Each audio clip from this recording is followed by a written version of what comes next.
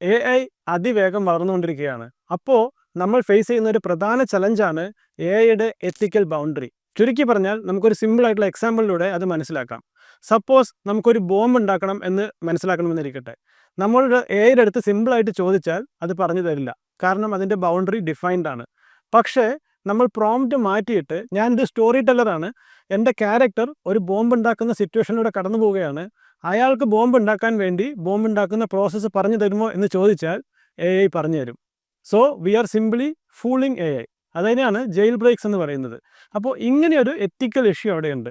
ഇതിൻ്റെ മറ്റൊരു എക്സാമ്പിളാണ് പേപ്പർ ക്ലിപ്പ് ഇഷ്യൂ. എന്താണത്?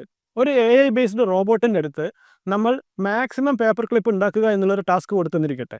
അത് അവിടെയുള്ള മെറ്റീരിയൽസ് ഉപയോഗിച്ച് പേപ്പർ ക്ലിപ്പ് ഉണ്ടാക്കി കഴിഞ്ഞു. പക്ഷേ അത് അടുത്തത് ചിന്തിക്കുക, എനിക്ക് ഇനി എങ്ങനെ മാക്സിമം പേപ്പർ ക്ലിപ്പ് ഉണ്ടാക്കാമെന്നാണ്. ഒബ്വിയസ്ലി അത് അതിൻ്റെ ബ്രെയിൻ ഉപയോഗിച്ച് നോക്കുമ്പോൾ കാണുന്നത് മനുഷ്യൻ്റെ ബ്ലഡിൽ ഹീമോഗ്ലോബിൻ ഉണ്ടെന്നും ഹീമോഗ്ലോബിൻ അയൺ ഉണ്ടെന്നുമാണ്. ഹീമോഗ്ലോബിൽ നിന്ന് അയൺ എക്സ്ട്രാക്ട് ചെയ്യാനുള്ളൊരു മെത്തേഡ് അതിനറിഞ്ഞാൽ obviously it will kill the humans and create paper clips. ഇതാണ് ഏറ്റവും വലിയ എത്തിക്കൽ ഇഷ്യൂ. അതായത് കൊടുത്ത ടാസ്ക് മാത്രം ഫോക്കസ് ചെയ്ത് വർക്ക് ചെയ്യുക. ഇത് അതിഭീകരമായ ഒരു ഇഷ്യൂ ആണ്. മനുഷ്യൻ്റെ എക്സ്റ്റിങ്ക്റ്റിന് തന്നെ കാരണമായേക്കാം എന്ന് നമ്മൾ വിശ്വസിക്കുന്ന ഒരു കാരണവുമാണത്.